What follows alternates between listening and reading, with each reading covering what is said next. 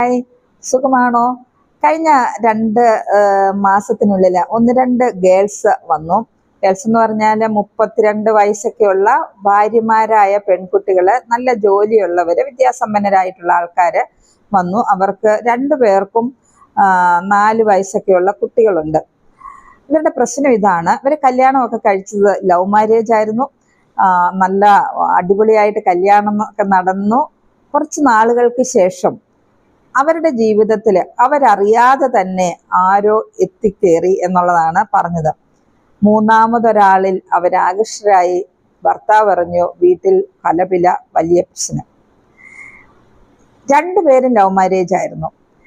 ഇവിടെ സംഭവിച്ചത് എന്താണ്? കല്യാണത്തിന് മുമ്പ് വരെ ഉണ്ടായിരുന്ന ആ പ്രേമമൊക്കെ കല്യാണത്തോടെ അങ്ങ് കെട്ടടങ്ങി. ഭർത്താവ് ദേഷ്യക്കാരനാണെന്ന് മനസ്സിലായി.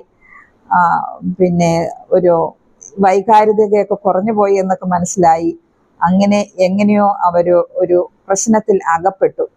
ഇതൊരു ലോ ഓഫ് അട്രാക്ഷൻ ആണ്. അതായത് എൻ്റെ ജീവിതത്തിൽ എന്നെ സ്നേഹിക്കാനായിട്ട് ഞാൻ ആഗ്രഹിച്ചിരുന്ന പങ്കാളി ഞാൻ ആഗ്രഹിക്കുന്ന രീതിയിൽ തരാത്തപ്പോൾ എവിടെ നിന്നോ ഒരു എതിരാളി വന്നു. ആ എതിരാളിയിൽ ഞാൻ ആകൃഷ്ടനായി. ജീവിതം കുളം തോണ്ടി.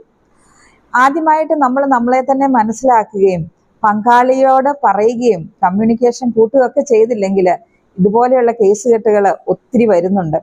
അപ്പോൾ നമ്മൾ പ്രേമിക്കുന്ന കാലത്ത് ഇപ്പോൾ തന്നെ പറയുക, നമ്മൾ ആഫ്റ്റർ മാരേജ് ഈ ലാംഗ്വേജ് എങ്ങനെ കണ്ടിന്യൂ ചെയ്യാം, കമ്മ്യൂണിക്കേഷൻ എങ്ങനെ കണ്ടിന്യൂ ചെയ്യാം എന്നുള്ള ഒരു പ്രതിജ്ഞ അല്ലെങ്കിൽ ഒരു റിമൈൻഡർ നമ്മുടെ ഉപബോധ മനസ്സിൽ ഉണ്ടാക്കിയെടുക്കുകയാണെങ്കിൽ നമ്മുടെ ജീവിതം സക്സസ് ആണ്. അല്ലെങ്കിൽ കട്ടപ്പുകയാകും. ദൈവത്തെ ഓർത്ത് നമ്മുടെ കമ്മ്യൂണിക്കേഷൻ കൂട്ടുക. കല്യാണം കഴിഞ്ഞാണ് കമ്മ്യൂണിക്കേഷൻ കൂട്ടേണ്ടത്.